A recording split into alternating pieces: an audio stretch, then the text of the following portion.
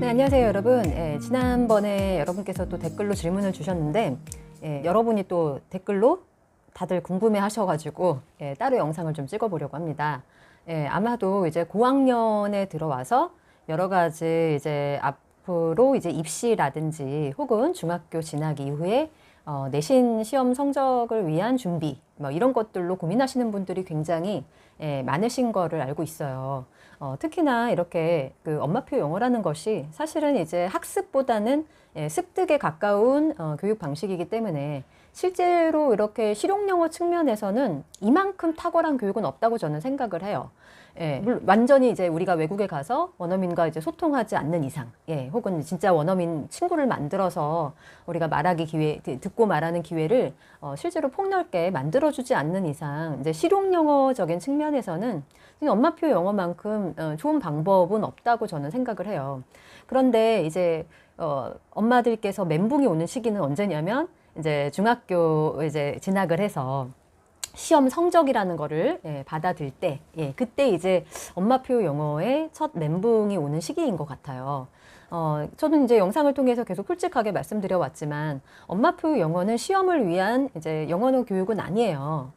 시험을 위한 영어가 정말 이 실용영어적인 측면에서 다루고 있다면 실제로 이제 시험이 지금 오늘날과 같이 어떤 객관식이라든지 단답형 뭐 문제들 이런 식으로 아마 치루어지지는 않을 것 같아요. 왜냐하면 실제적인 어떤 소통 능력을 뭐 측정할 수가 없잖아요. 그래서 예전에 이제 이명박 정부 때 실제로 그런 시도가 있었어요. 인수위원장이신 이경숙 그 인수위원장께서 오렌지 사건 기억나시나 모르겠어요. 오렌지였나 뭐 해가지고 비판을 많이 받았었거든요. 실제로 듣고 말하는 실용영어 능력을 위해서 좀 우리 교육도 바뀌어야 되는 거 아닌가. 그런 움직임들이 그때 좀 움직임들이 있었던 거예요, 실제로. 그런데 그때 굉장히 많은 비판을 받고 몇 년 안 가서 그게 이제 종료가 된 거죠. 제가 처음에 공부방 시작할 때 사실은 그때 그 시작했던 니트, 제가 몇 개 영상에서 예전에도 말씀 한번 드렸었는데 국가 영어 능력 시험이죠. 그 니트인데 이 니트를 가지고 제가 홍보까지 했어요. 이제 여러분 앞으로 이제 진학도 이렇게 바뀝니다. 진학에서도 말하기와 쓰기가 중요해지는 그런 시기가 옵니다. 라면서 제가 그때 홍보를 했었던 기억이 나요. 설명회에서 실제로. 그랬는데 이게 이제 몇 년 안 가서 완전히 없던 일로 물거품이 되어버린 거죠. 그러니까 이게 계속 뭔가 혁신과 뭔가 변화를 하려다가도 이제 그때 많은 비판이 뭐냐면 그러면 니네 유학파 너희들한테만 좋은 거 아니냐. 배운 사람들 니네 그리고 돈 많은 사람들이 실제로 원어민 수업 많이 해주고 그런 사람들한테만 유리한 거 아니냐 이러면서 공정하지 못하다.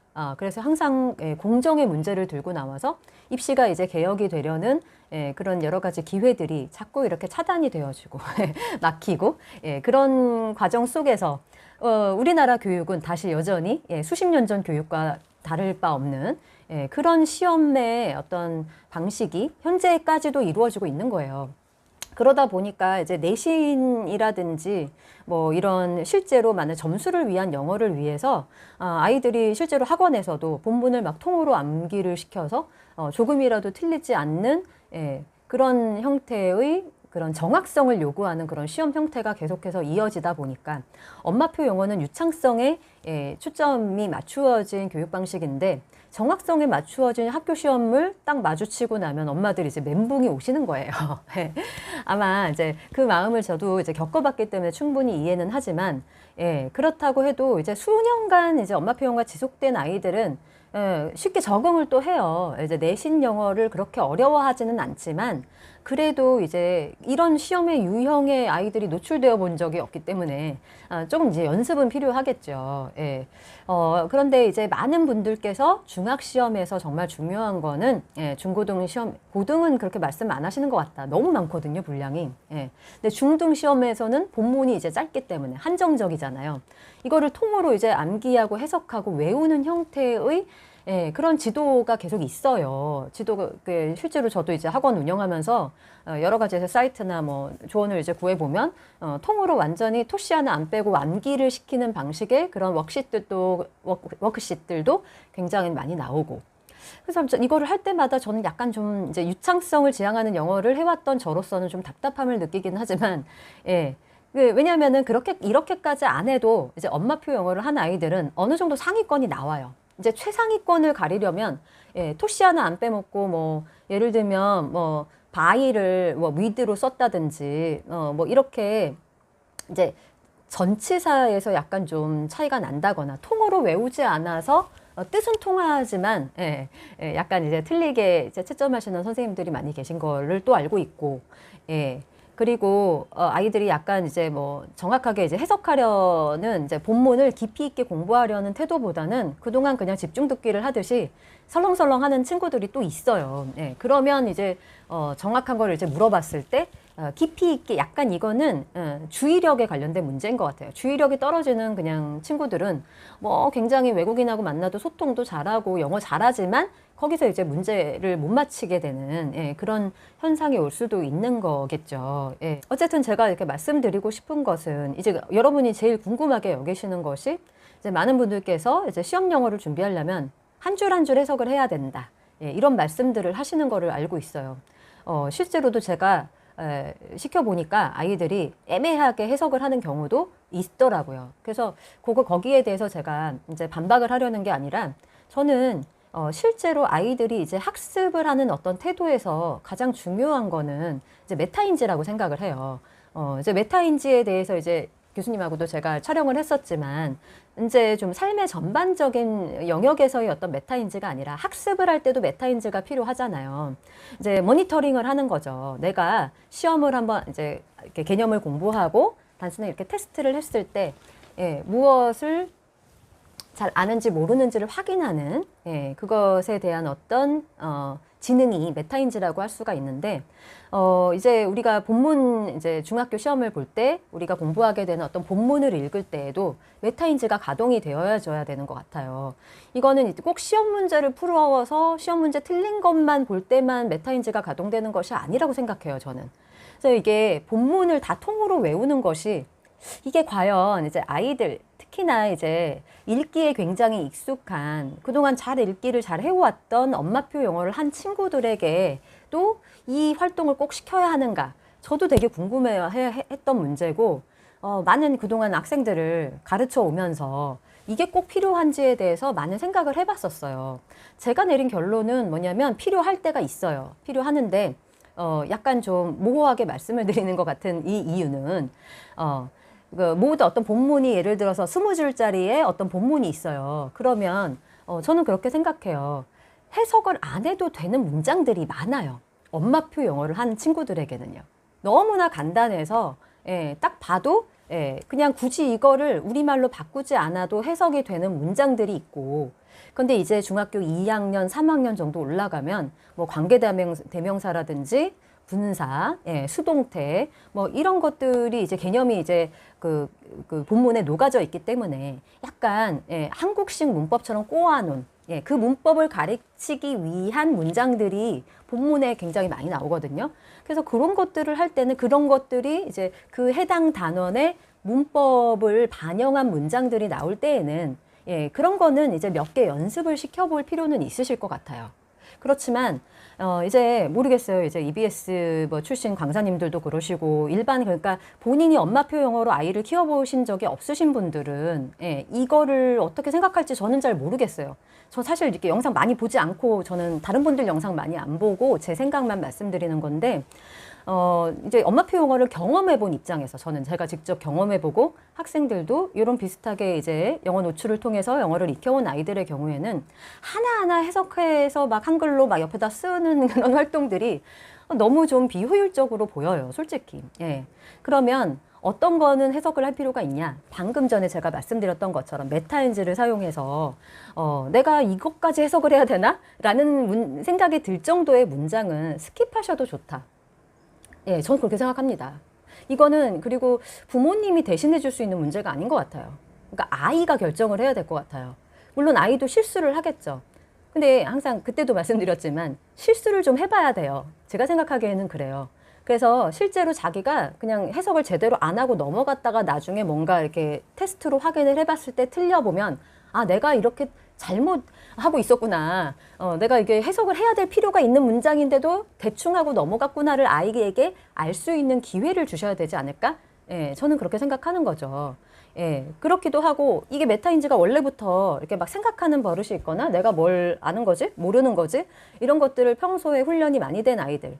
예를 들면 저는 단어 같은 경우도 이제 학원에서 주듯이 이렇게 주기도 해요. 예, 1대1, 1대2. 그 본문에 해당되는 뜻만 이렇게 적은 경우가 있어요. 여러 가지 물론 뜻이 있겠지만 일일이 이거를 다 할 수는 없잖아요. 그럴 때 아이가 이제 자기가 익히 아는 것과 모르는 거를 먼저 체크할 수 있는 시간을 줘요. 그래서 네가 요 중에서 이제 만약에 20개의 단어가 있다면 그 중에서 다 엄마표 영어 한 친구들은 거의 다 아는 것처럼 느껴지거든요. 그렇지만 그래도 이거 한 번쯤은 내가 잘 모르는 것 같아. 확인을 해봐야 될 필요가 있을 것 같다라고 생각되는 그런 단어를 먼저 체크를 해보라라고 제가 얘기를 하죠. 그러면 집에서 영어 노출이 없던 아이들은 완전 처음부터 끝까지 거의 다 모르는 아이들도 있어요. 근데 영어 노출이 그동안 꾸준하게 이어진 아이들은요, 그 수가 굉장히 적어요. 확실히 달라요. 이거는 제가 많이 경험을 해봤거든요. 그래서 영어 노출된 아이들을 이거를 다 똑같이 이제 단어를 시험을 보고 이거는 좀 아닌 것 같다. 그러니까 이게 만약에 학교에서 뭐 수행평가다 이러면 뭐 또 연습을 해봐야 되겠지만 스스로 공부할 때는 이렇게까지 이게 다 아는 내용을 할 필요가 있을까라는 생각이 저는 솔직히 들어요. 그래서 저는 여러분들한테 좀 말씀드리고 싶은 게, 아이가 이제 이런 어떤 자신이 정말 알고 모르는 거를 좀 확인할 수 있는 기회를 먼저 주시고, 실수도 먼저 좀 하게 하시고, 그런 다음에 그 수가 그래서 저는 이제 문제 많은 문제집 별로 안 좋아하거든요.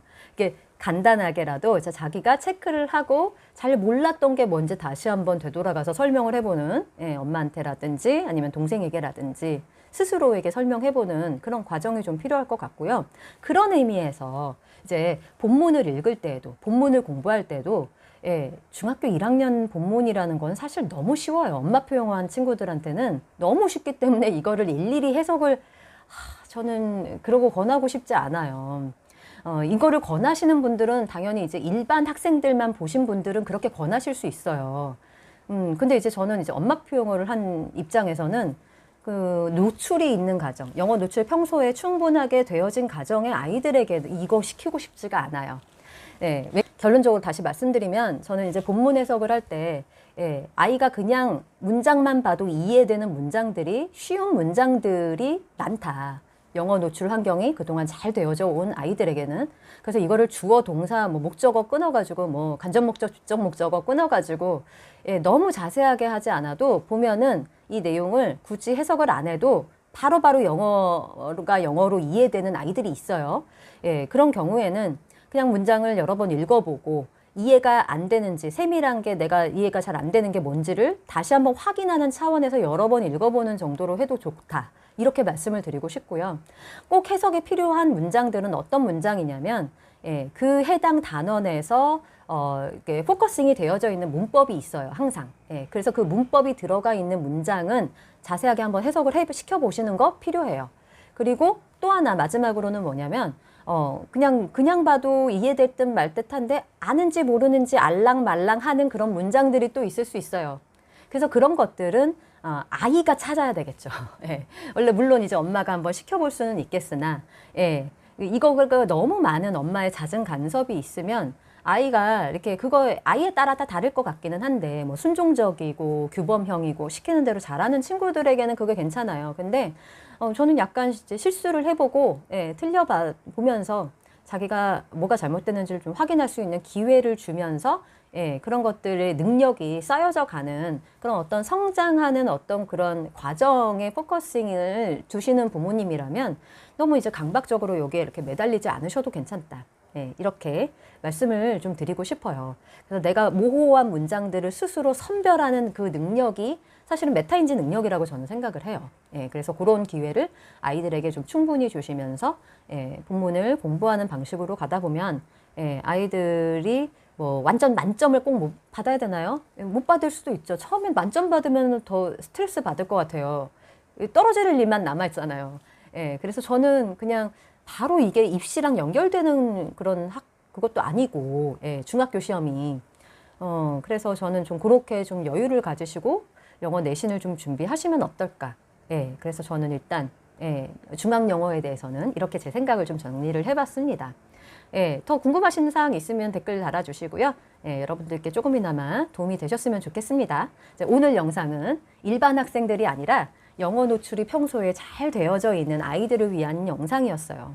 예, 오늘은 여기까지 마치는 걸로 하겠습니다. 네, 시청해주신 여러분 감사합니다.